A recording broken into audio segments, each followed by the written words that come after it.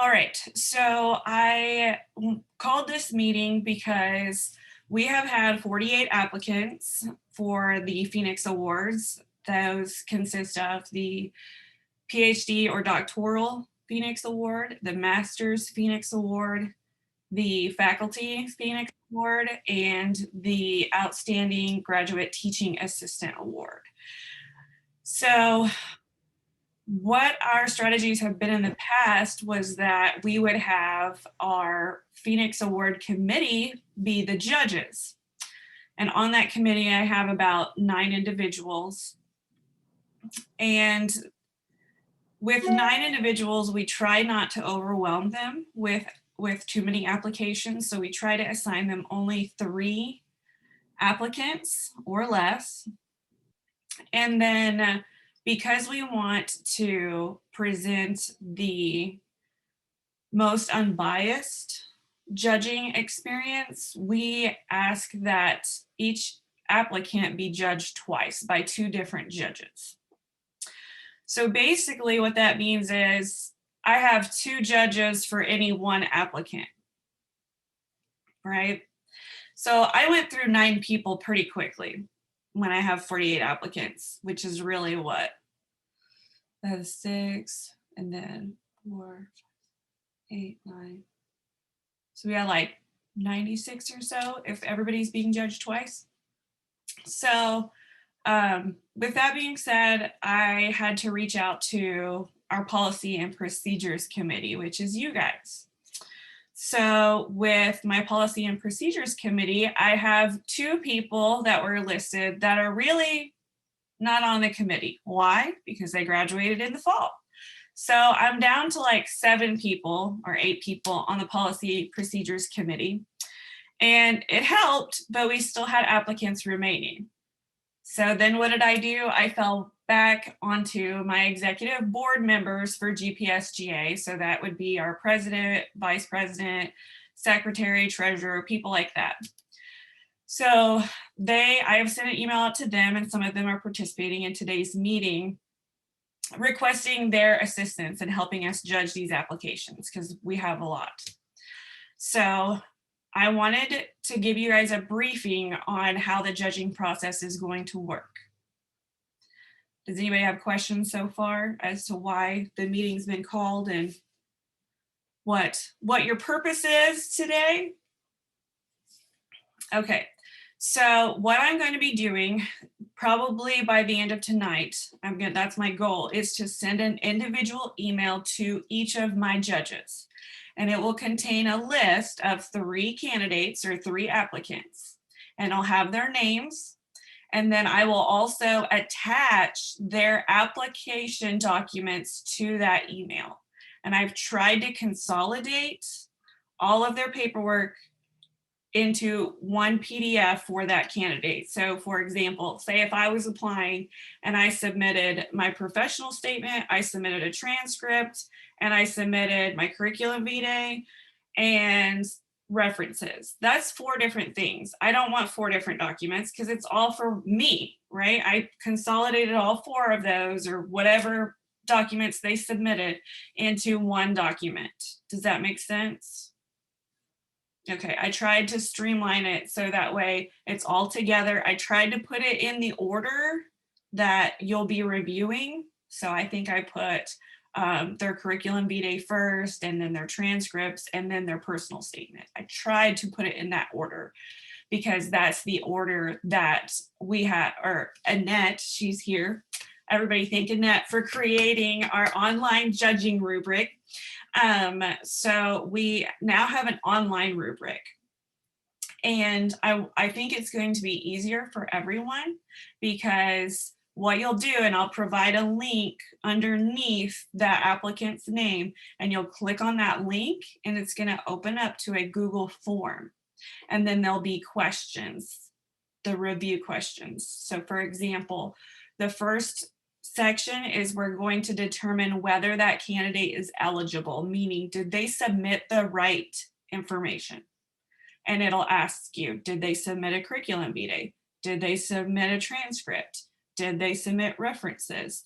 And so you'll just go through it and click yes or no, and it will tell you the next step, okay, based on your responses. If at any time they didn't submit the right documents, it's and you select no, they didn't submit it, it's going to kick you to the end and say this candidate does not qualify. They did not submit the right documentation, so they're out. Okay, so it's going to lead you through that process. If they meet the criteria, it'll move down to the next stage where it will say in their curriculum vitae, did they provide their teaching experience, their research experience, things of that nature, okay? So it should be pretty self-explanatory. You just kind of follow the steps of the form, okay? Does anybody have questions? Okay. Now, because we have 4 different categories, the doctoral, the master's, the faculty, and the outstanding graduate teaching assistantship, I have 4 different forms, okay? I tried to assign judges just one category, so you'd only be using one Google form, but some of you may have 2 different forms. And like I said, I'm going to provide the links to use right underneath their name. So please be aware that you may have a different form to use. So click on that link every time that's underneath their name, because it may be a different form because, you know, say for example, I've assigned myself a PhD candidate, a master's candidate, and a faculty candidate. That means I have 3 different forms to fill out. They look very close. They look almost identical, okay? But they are different because there are different criteria for each award, okay? So I'm going to try my best to make it easy for you. All you do is click on the link under their name and go, okay? So you shouldn't necessarily have to worry as to whether you're using the right form or not, because I'm going to take that responsibility for you, okay? So I would like for everyone to submit their responses for the 3 applicants you're assigned by Friday. This is next week, Friday, March 24th by noon. Okay, does that seem reasonable? Do you guys think you can find some time? I am estimating that it might take you about an hour to do this, because you don't have to read necessarily all of it. You know, curriculum vitae, you're just kind of glancing through. Did they cover the areas that they said? Okay, yes, moving on. Do they have 3 references? You look, yes, they do, move on. So don't feel like you have to read every single line, okay? Just make sure that the sections are included, that the form is asking for. If it's included, check yes, move to the next, okay? So I don't think it's going to be more than about an hour worth of your time to judge all 3, okay?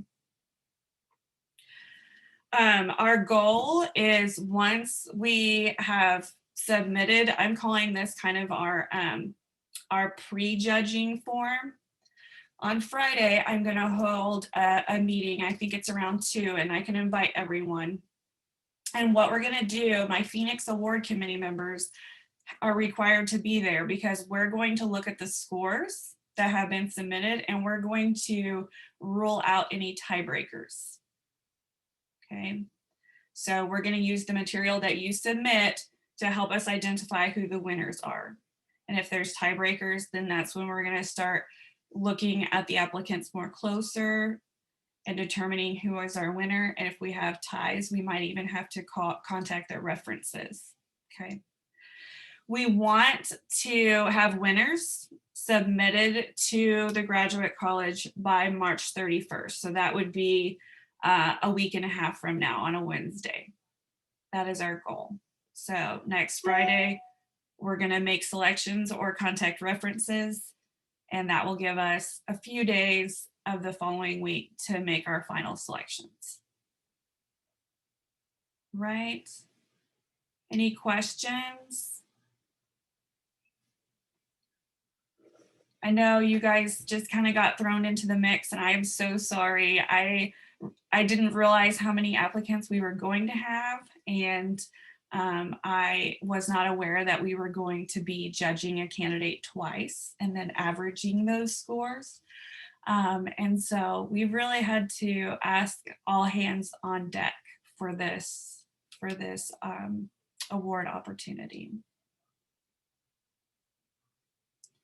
But I think if we all come together, it'll be quick and easy, painless, get it over with, and then maybe I can see what we can do about maybe getting some award or certificate or something out for everyone who participated. All right. Well, I'll stay on for a few more minutes just in case somebody has any questions, but you're free to go.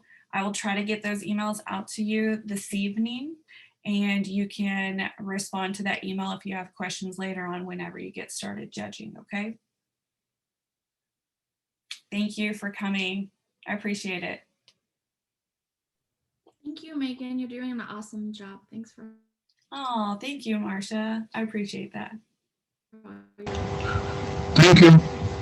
Oh, yes. Thanks. Bye. Bye. Thank you, Megan. Let me know if you need any help. Yes, thank you, Annette. I appreciate your help so much. Oh, no problem. Bye.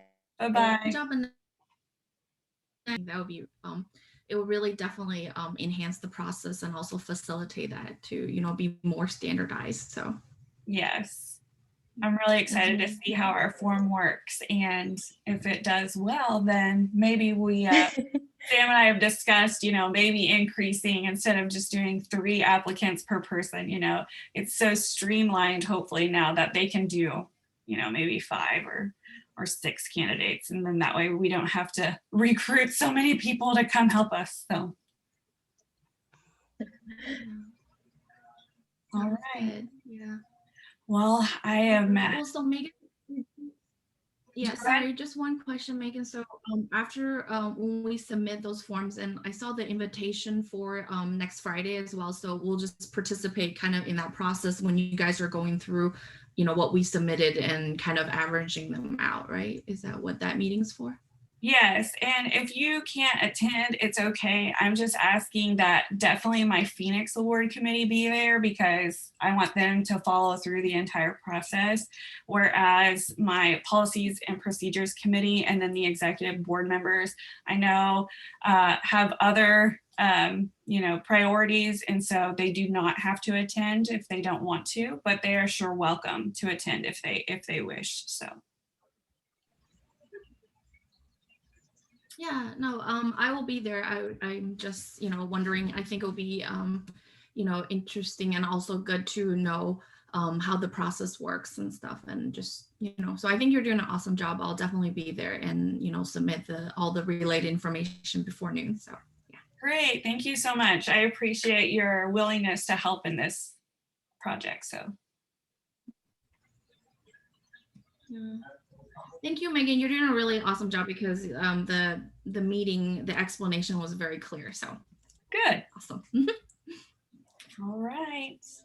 Well, I guess I'm going to get busy, start constructing emails and assigning everybody their applicants and making sure those links are right. So hope I don't mess up. There's going to be a lot. Okay. We'll see you guys later. A lot.